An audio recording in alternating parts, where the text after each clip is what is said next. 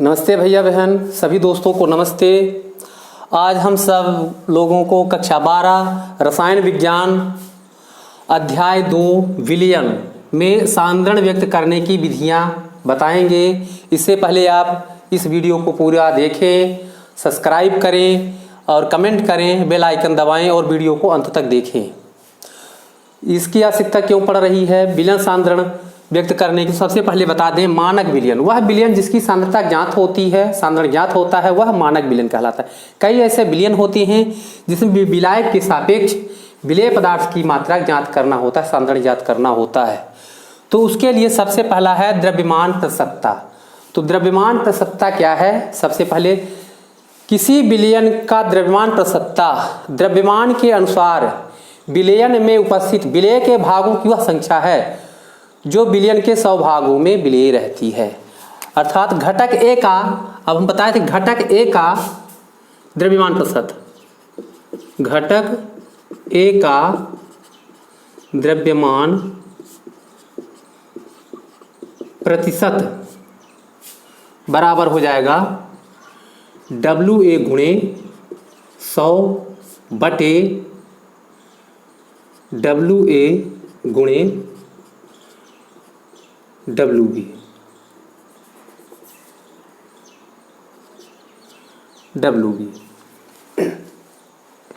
या इसको हम इस प्रकार से भी लिख सकते हैं, इसको WA बटे WA प्लस WB गुणे 100।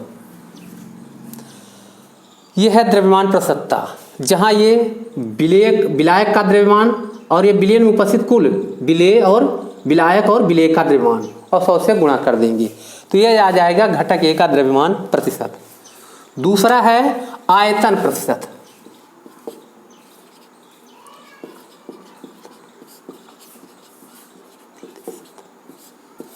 आयतन प्रसक्ता क्या है?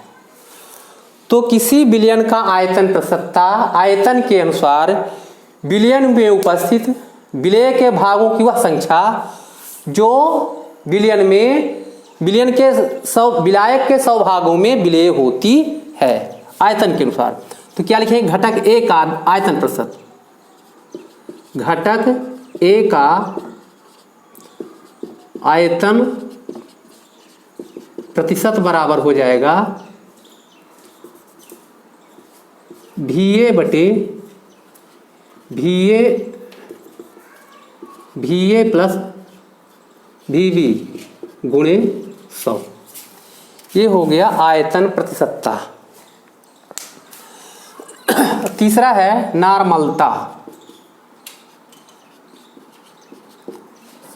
नॉर्मलता क्या है?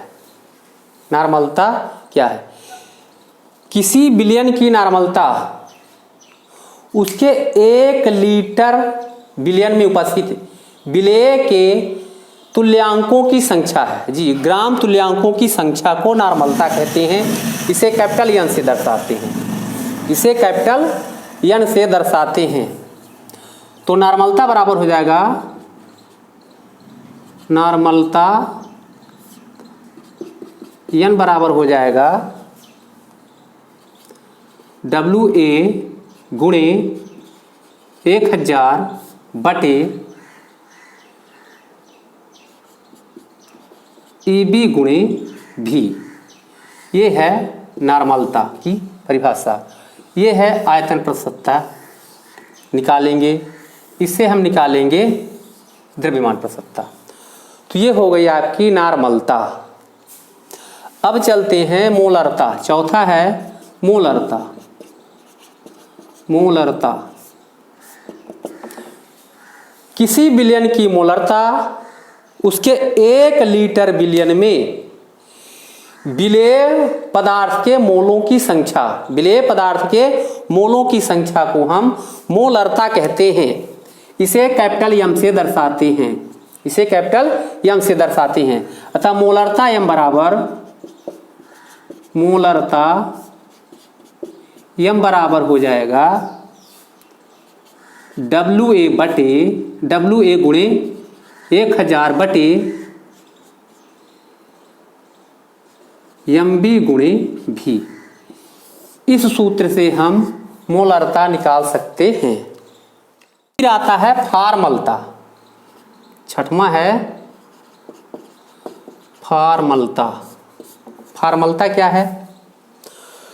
तो किसी विलयन की फार्मलता उसके 1 लीटर विलयन में उपस्थित विलेय के सूत्र द्रव्यमानों की संख्या को हम फार्मलता कहते हैं। सूत्र द्रव्यमानों की संख्या को हम फार्मलता कहते हैं। इसे F से दर्शाते हैं, कैपिटल F से दर्शाते हैं।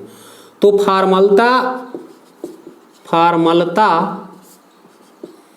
F बराबर हो जाएगा WA बटे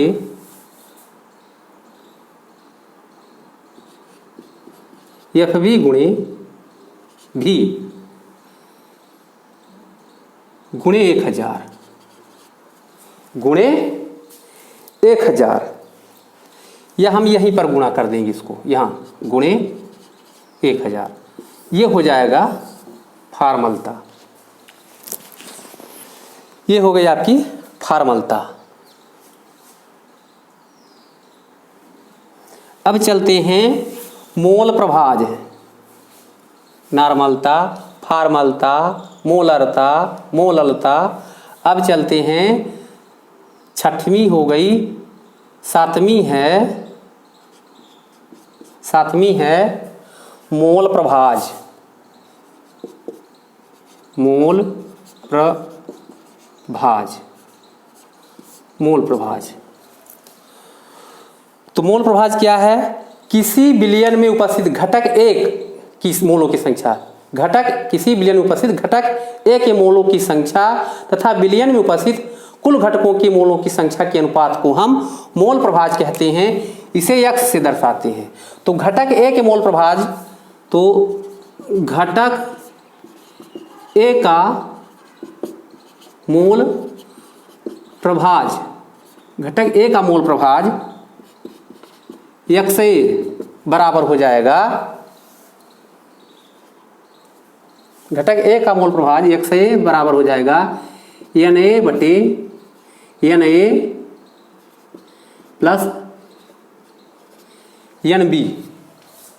ये हो जाएगा मोल प्रभाज की परिभाषा। मोल प्रभाज की परिभाषा क्या लिखाए हैं? विलयन में उपस्थित घटक A के मोलों की संख्या तथा घटक विलयन में कुल मोलों की घटकों की संख्या, यानी विलायक, ये विलायक है, विलायक एक घटक हुआ और दूसरा विलेय और विलायक के अनुपात को हम मोल प्रभाज कहते हैं। इसे x से दर्शाते हैं। तो यह है विलयन की सांद्रता ज्ञात करने की विधियां। अगर घटक B ले लें तो XAB बराबर हो जाएगा, XB बराबर हो जाएगा NB बटे Na प्लस NB। तो ये है विलायक का मोल प्रभाज और यह है विलेय का मोल प्रभाज। तो इस तरह से हम मोल प्रभाज निकाल सकते हैं। एक और बता दें, ppm पार्ट्स पर मिलियन। आठवां है ppm पार्ट्स पर मिलियन, पार्ट्स पर मिलियन या ppm। तो पार्ट्स पर मिलियन यह सांद्रणा इकाई तब की जाती है जब किसी बहुत बड़े विलायक में विलेय की अंश भाग घुला हो, कुछ मात्र भाग घुला हो, वह कहलाता है पार्ट्स पर मिलियन। जैसे 1 किलो समुद्री जल में 5.8 mg ऑक्सीजन घुली हो, यानी बहुत कम अंश भाग घुला हो, वह कहलाता है मोल प्रभाज। ppm पार्ट्स पर मिलियन, पार्ट्स पर मिलियन। तो इस तरह से हम सबकी गणना कर सकते हैं, निकाल सकते हैं। ये सांद्रण व्यक्त करने की 8 विधियां हैं। इन सबको आपको याद रखना होगा। इस अध्याय में ये 2-2 नंबर के परिभाषाएं लिखने के लिए आता है, नॉर्मलता, फार्मलता, मोलरता। मोस्ट क्या है? नॉर्मलता, फार्मलता, मोलरता, 3 चीजें। तीनों में थोड़ा थोड़ा अंतर है। अगर हम मोलरता कहें तो मोलों की संख्या, विलेय के मोलों की संख्या को मोलरता कहते हैं। नॉर्मलता कहें तो विलेय के तुल्यांकों की संख्या को नॉर्मलता कहते हैं। फॉर्मलता, विलेय के तुल्यांकों की संख्या, विलेय के सूत्र द्रव्यमान की संख्या को हम फॉर्मलता कहते हैं। तो ये परिभाषाएं आप इस तरह से तीनों कॉमन हैं, एक दूसरे से मिलती जुलती हैं। तो आशा है कि आप सब समझ गए होंगे सांद्रण व्यक्त करने की कौन कौन सी विधियां हैं। 8 विधियां हैं। इन विधियों से विलयन की सांद्रण ज्ञात की जाती है। अब तुरंत हमारे चैनल को सब्सक्राइब करें और कमेंट करें, लाइक करें, और जितना पढ़ाते हैं लिखाते हैं वीडियो रिपीट करके अच्छी क्वालिटी करके देखें और लिखें। धन्यवाद।